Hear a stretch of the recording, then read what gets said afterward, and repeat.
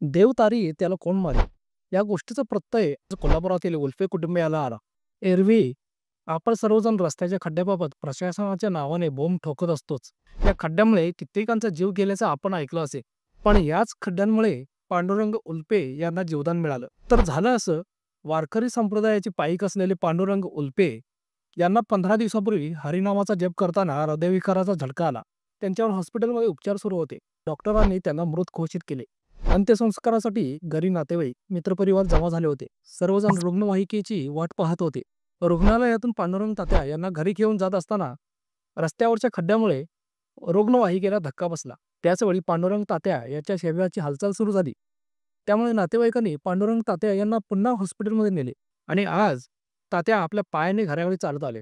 आता लोकांमध्ये चर्चा चालू आहे की हा सगळा विठ्ठलाचाच चमत्कार आहे. म्हणूनच तर देवतारी त्याला कोण मारी